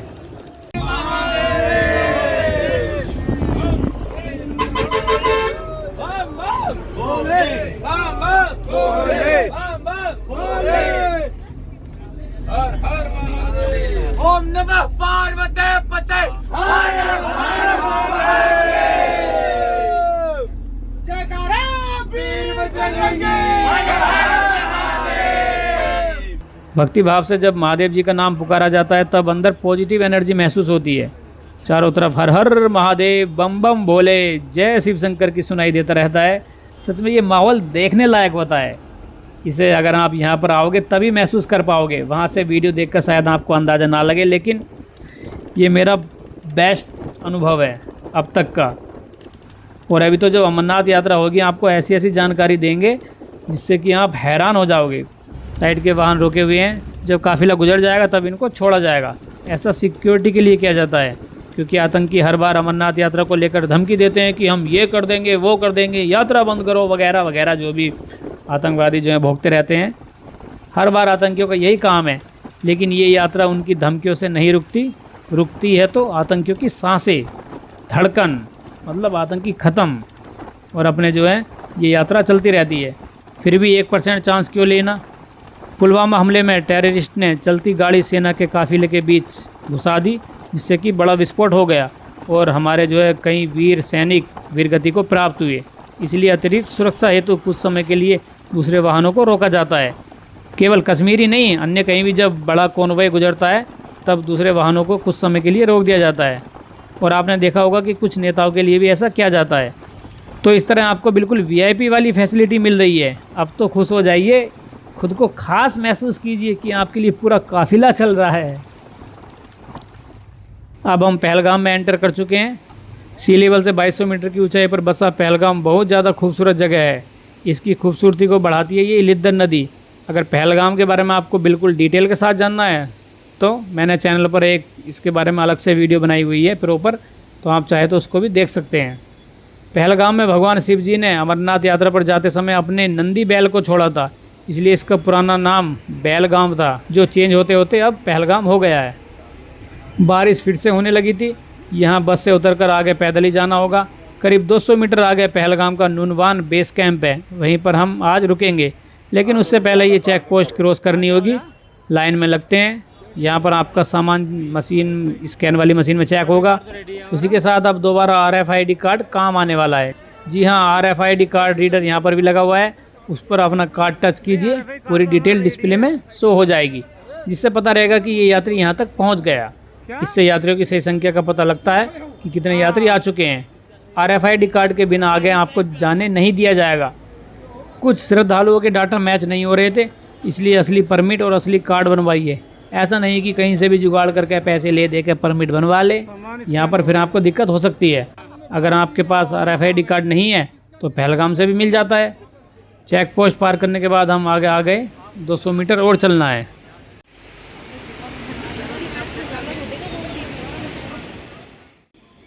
ये है पहलगाम का नुनवान बेस कैंप, जो अमरनाथ यात्रा का पहला पड़ाव है। चारों तरफ टेंट लगे हैं, इसलिए इसको अगर टेंट सिटी भी कहा जाए तो ये ज़्यादा नहीं होगा। इस बेस कैंप में सुबह 5 से रात 10 बजे तक एंट्री होती है, और अगर आप बाहर निकलेंगे तो फिर एंट्री करने में काफ़ी समस्या हो सकती है। ये समय बदल भी सकता है। आप चाहें तो पहलगाम में किसी होटल में भी रुक सकते हैं और बाहर भी घूम सकते हैं, लेकिन हम पूरे नियम से यात्रा कर रहे हैं तो यहीं टेंट में रुकेंगे ताकि अपडेट मिलता रहे। बारिश से बचने के लिए ऊपर पन्नी लगाई हुई है। यहाँ पर बाज़ार, मेडिकल, टॉयलेट और बाकी सभी सुविधाएं हैं। टेंट में केवल एक बल्ब द्वारा बिजली दी जाती है। कुछ होल्डर में जो है चार्जिंग लगाने की जगह नहीं होती, इसलिए पहले मालूम कर लीजिए कि मोबाइल या अन्य चीज़ें चार्ज करने के लिए टेंट में कुछ जुगाड़ होगा या नहीं। यहाँ पर टेंटों की बुकिंग हो रही है। आमतौर पर एक टेंट में 8 व्यक्तियों के ठहरने की जगह होती है, जिसमें फोल्डिंग मिलते हैं। अगर फोल्डिंग वाला टेंट लेना है तो उसके लगेंगे 375 रुपये ऊपर सोने के, और नीचे चटाई गद्दा बिछाकर कुछ ऐसे भी टेंट होते हैं, उनमें लगते हैं 300 रुपये। इसमें आपको कंबल या स्लीपिंग बैग, तकिया आदि चीज़ें मिलती हैं। हमारा टेंट अंदर से कुछ ऐसा था। हम 4 की जगह 6 व्यक्ति हो गए थे। 2 मैंने जैसे कि पहले बताया कि बस में मिले थे, वो भी यहाँ पर साथ आ गए। मोबाइल चार्जिंग के लिए मैं घर से एक एक्सटेंशन बोर्ड लेकर आया था, जो पहले मैंने आपको दिखाया। मुझे पता था कि इसकी बहुत ज़्यादा ज़रूरत पड़ने वाली है हर जगह। इसको बल्ब के होल्डर में लगा दिया और सब अपने मोबाइल चार्ज करने लगे। आपस में चर्चा कर रहे थे कि कल कब निकलना है, कैसे करना है, कौन पैदल जाएगा, कौन घोड़े खच्चर से, सामान कहाँ रखें। इस तरह यात्रा में जो भी अब तक हो चुका था और जो आगे होगा उसी पर बात चल रही थी। बीच बीच में ऐसी बहुत सी बातें हुई जिन्हें सुनकर हंसी आने लगी थी। ये दिल्ली में रहने वाले अंकल जी बड़े मजाकिया स्वभाव के हैं। इन्होंने माहौल अच्छा बना रखा था। ये जो मेरी साइड में बंदा है वो पश्चिम बंगाल का है, जो मैंने आपको पहले भी दिखाया था। बात के हिसाब से अगर मैं 12 बजे तक शेषनाग पहुंच के उधर सो गया, अगले दिन सुबह फिर 4 बजे से पैदल यात्रा शुरू किया, तो उस दिन 12 बजे तक मैं गुफा तक पहुंच जाऊंगा। अरे जबरदस्ती क्यों करनी भाई, नहीं, हमारे पास चाचा, टाइम है, सब है, तो परसों एक सुबह- दिन में कौन सा वापस आना है। परसों सुबह 12 बजे तक गुफा में पहुंच जाएंगे। हाँ, 2 उधर दिन 2 में भी। घंटा लगेगा। चलिए अब थोड़ा बाहर घूम लिया जाए कि कहाँ पर क्या है। क्लॉक रूम यहाँ पर भी बना हुआ है, जिसमें 12 घंटे करीब 20-30 रुपये लगते होंगे। मेरे पास तो भारी बैग थे, लेकिन मैं यहाँ सामान नहीं रख सकता था, क्योंकि वापसी में मेरी श्रीनगर से दिल्ली के लिए फ़्लाइट थी, तो फिर जम्मू कैसे जाता। इसलिए भगवती नगर के क्लॉक रूम में भी मैंने सामान नहीं रखा। पहलगाम में सामान इसलिए नहीं छोड़ा क्योंकि अमरनाथ यात्रा करके मुझे वापस बालटाल के रास्ते से आना था, ताकि मैं दोनों रास्ते देख सकूं। तो अब सवाल ये था कि मेरे दोनों बैग पहलगाम से अमरनाथ और वापस कैसे जाएंगे, क्योंकि घोड़ा मुझे करना नहीं था, दोनों तरफ से पैदल ही जाना था, और पिट्ठू वाले बहुत ज़्यादा रुपए मांग रहे थे। तो करें क्या। मैं और बाकी लोग इसी उलझन में थे, क्योंकि उनके पास भी सामान था। चलो वो तो अगली वीडियो में देखेंगे कि हमने इसका किस तरह हल निकाला। फ़िलहाल बाज़ार में घूम रहे हैं। सिम यहाँ भी मिल जाता है। पूछा तो बताया कि 28 दिनों के लिए 300 रुपये का सिम है, इसमें 1 GB मिलेगा। अगर 2 GB चाहिए तो 100 रुपये और देने होंगे। अगर घर से आप कोई कपड़ा, जूते, चप्पल या कुछ ज़रूरी चीज़ भूल आए हैं और लगता है कि उसकी ज़रूरत पड़ सकती है, तो यहाँ ले सकते हैं। आगे गुफा तक इस तरह का सामान नहीं मिलेगा, और अगर मिल भी गया कहीं तो बहुत ज़्यादा महंगा होगा। जैसे हमारे साथ वाले एक व्यक्ति के साथ ऐसा हुआ कि उसके जूते सही कंडीशन में नहीं थे। मैंने कहा कि भाई जूते बदल ले, इनसे यात्रा नहीं हो पाएगी। वो बोला कि हो जाएगी यार, सब यात्रा हो जाएगी इन्हीं जूतों से। दूसरे जूते उसने लिए नहीं, उसकी क्या कंडीशन हुई वो भी हम अगली वीडियो में आपको दिखाएंगे। जूते अच्छे होने चाहिए जो ज़्यादा फिसले ना। अगर स्वास्थ्य संबंधी कोई दिक्कत हो रही हो या रास्ते के लिए कोई दवा लेना चाहते हैं तो यहाँ हेल्थ सेंटर से ले सकते हैं। बुखार, खांसी, सिर दर्द, जुकाम, उल्टी, गैस, पेट खराब जैसी कुछ दवाइयाँ ज़रूर साथ रखें। और जो भी आपकी दवाई चल रही हो वो भी डॉक्टर से पूछकर यहाँ पर ला सकते हैं। यात्रा में चलने के लिए अपने बुढ़ापे का सहारा ज़रूर ले लेना। बुढ़ापे का सहारा बोले तो ये लाठी, बुढ़ापे में तो बाद में काम आएंगी, अभी फ़िलहाल अमरनाथ यात्रा में ये काम आने वाली है। ये ज़रूरी नहीं कि यहीं से लें, यहाँ से 16 किलोमीटर आगे चंदनवाड़ी है जहाँ से हम कल यात्रा शुरू करेंगे, वहाँ से भी लाठी ले सकते हैं। वहाँ से भी क्या, मैं तो ये बोल रहा हूँ कि वहीं से लीजिए, क्योंकि बेकार फिर आपको पहलगाम से चंदनवाड़ी जब गाड़ी में जाओगे तो वो लाठी रखनी पड़ेगी तो दिक्कत हो सकती है, इसलिए वहीं से ले। 50 रुपये में मिल जाती है। चलिए बातें बहुत हो गई, अब खाने पर ध्यान देते हैं। खाने के लिए यहाँ काफ़ी सारे भंडारे हैं जहाँ पर किसी भी समय फ्री में खाना खा सकते हैं। पूरी यात्रा में खाने के लिए आपको कहीं भी रुपए खर्च नहीं करने, सब लंगरों में बिल्कुल फ्री खाना मिलता है। हाँ, अगर बाहर दुकान से कुछ ले रहे हैं तो वो बात अलग है, वरना खाने का कोई खर्चा नहीं होगा। और लंगर ऐसे ऐसे हैं कि बस बहुत अच्छे खाने वाले हैं।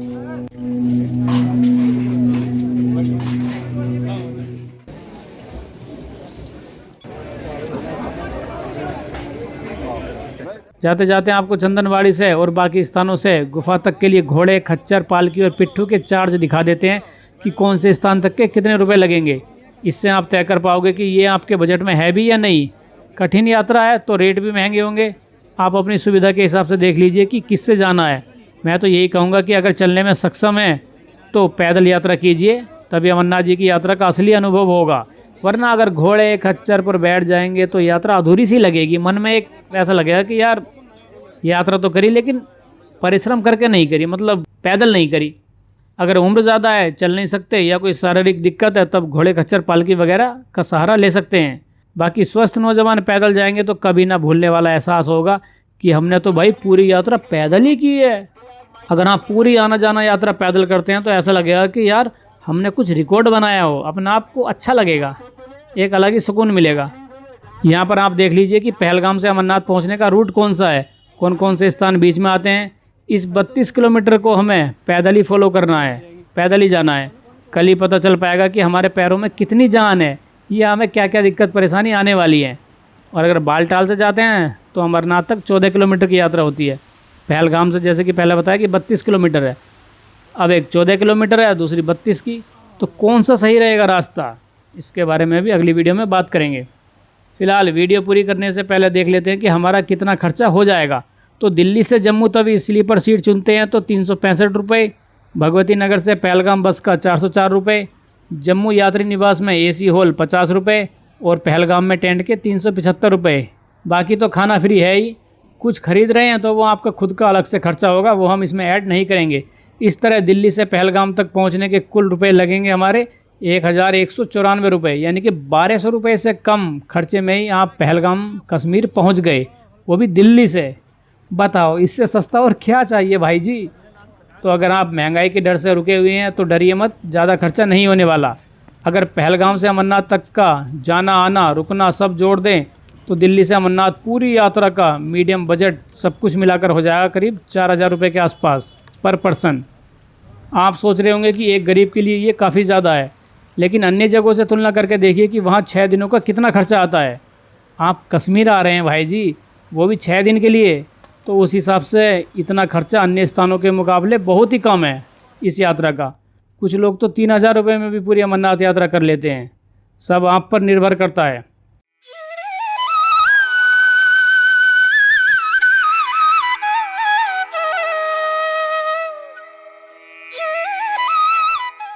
तो चलें मिलते हैं अगले एपिसोड 2 में, जिसमें पहलगाम से अमरनाथ जी की ओर यात्रा शुरू करेंगे। ये यात्रा बहुत ख़तरनाक होने वाली है, जो अगली वीडियो में देखने को मिलेगी। अगर इस वीडियो में मुझसे अनजाने में कोई गलती हो गई हो, कुछ छूट गया हो, तो उसके लिए मैं क्षमा प्रार्थी हूँ। आपके सवाल और सुझावों का स्वागत रहेगा। आप कुछ भी पूछ और बता सकते हैं। तब तक के लिए हर हर महादेव, जय शिव शंकर। धन समान कोई राजा देखना, गुरु चेला ना माने कोई, करनी अपने मन की होई। कलयुग आएगा, गोरे गोरे कलयुग आएगा। मेरा बम भोला महादेव, प्रभु शिव शंकर महादेव। बम भोला महादेव, प्रभु शंकर महादेव।